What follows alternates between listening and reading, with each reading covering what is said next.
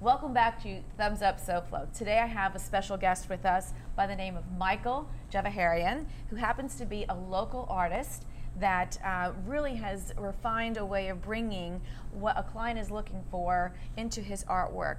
So thank you so much for being with us today. My pleasure. And I can see you've had some of your work here with us today. Yes. And I'm assuming that some of the stuff was, or I should say the art, was commissioned, is that right? Yes. Okay. Mm-hmm. And when you're putting yourself out there, how are, at this point, what is it that you're really seeking to do in your talent that you have right now? Well, I want to go big. You want to go big? Yes. Okay. I have a local network of clients in the area, in South Florida, a little bit in North Carolina and California. Oh, okay. But I want to take it to the next level, and I want to feature my work to millions, not just a handful. With all the experience that you have, just share with us a little bit what that experience is and how you got to today. Sure. Well, I started as a graphic designer and worked in the corporate field for many years. And it was fine and okay, but it wasn't me. I wanted to be out there on my own to create art with my own hands, not just digital. So I started moving away from that field and started producing my own artwork and meeting with clients and, local interior designers. Mm-hmm. And from there, it kind of took off slowly, but surely got me to a level where people ask me for commissioned pieces now. I'm not your typical gallery artist where I do a bunch of paintings and hope they sell to someone.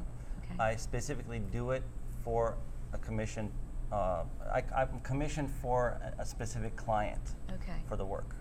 I don't think I follow anyone else's trend as far as what the pop culture is telling me to do. Okay. I do it, like I said, specifically for a reason, for an environment, for a home, for a business that has to do with their specific needs. Okay. It doesn't matter what's trending out there.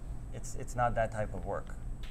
When you've actually sat down with a client, have you found that, as you said before, or we've talked a little bit, what their vision may be is really not the vision they thought they had? Right.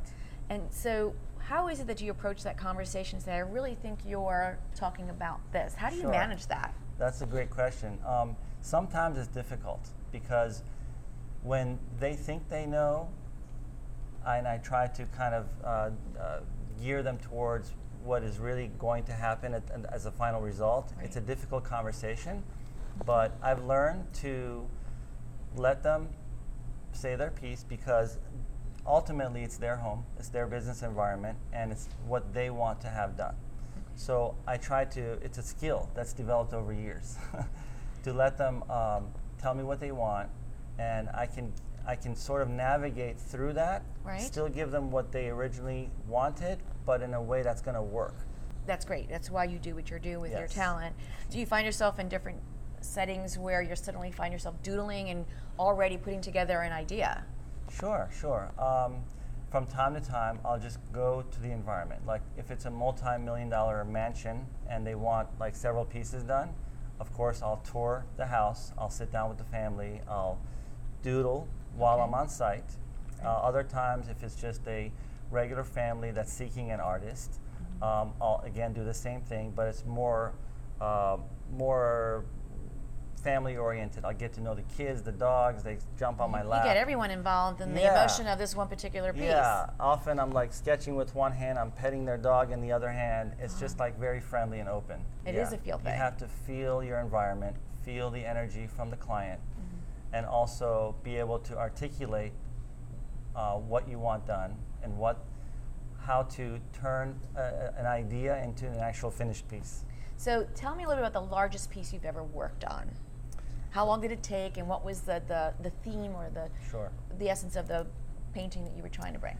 The largest piece is in the Museum of Discovery and Science in Fort Lauderdale. It's a 50-foot mural by 25-foot high.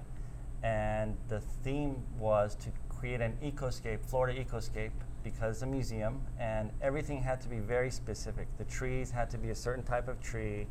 The animals, the birds, the turtles, all had to be very, very museum specific. Wow. So that was through many months of doodling, sketching, and going through references to make sure it's just right. I really encourage everyone to go out and see it. So with that, I really hope that we get to see more of your work and come back on the show so you can see us and update us on what is going on right now, and keep up with your talent and stay true to your authentic power around what you're doing. We need that in our society. We'll do so. Thank you so much. Thank you. Thank you for being with us, and we'll be right back.